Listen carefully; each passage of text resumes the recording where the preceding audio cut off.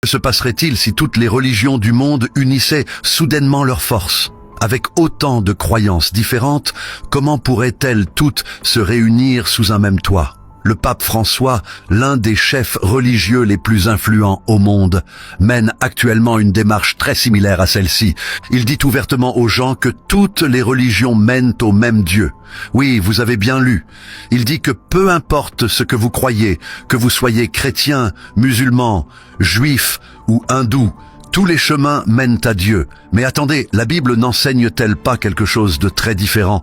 Le pape François, l'homme que des millions de personnes admirent pour sa direction spirituelle, est en train de créer lentement mais sûrement un nouvel ordre religieux qui, selon beaucoup, conduit le monde sur une voie dangereuse.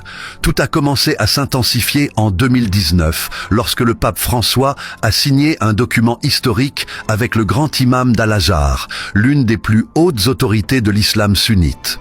Ce document, connu sous le nom de « Document sur la fraternité humaine », appelait à l'unité entre toutes les religions, une noble cause en apparence, mais aux implications dangereuses.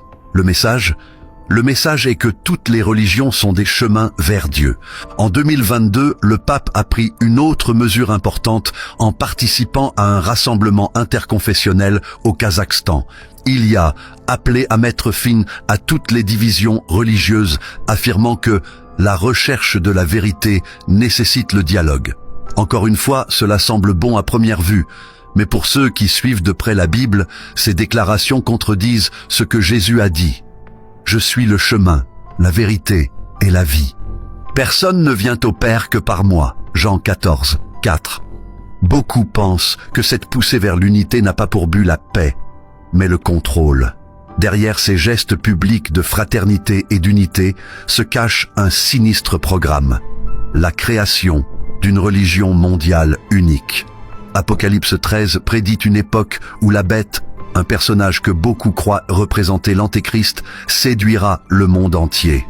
Cette tromperie éloignera les gens du véritable culte de Dieu et les mènera à une fausse unité.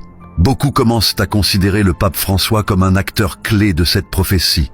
La Bible nous prévient d'un temps où les gens diront « paix, paix », mais il n'y aura pas de paix. Jérémie 6, 14. Ce faux sentiment d'unité est exactement ce que nous voyons se dérouler sous nos yeux. Le mouvement œcuménique dirigé par le pape François semble rassembler les gens, mais il les éloigne en réalité du véritable évangile de Jésus-Christ.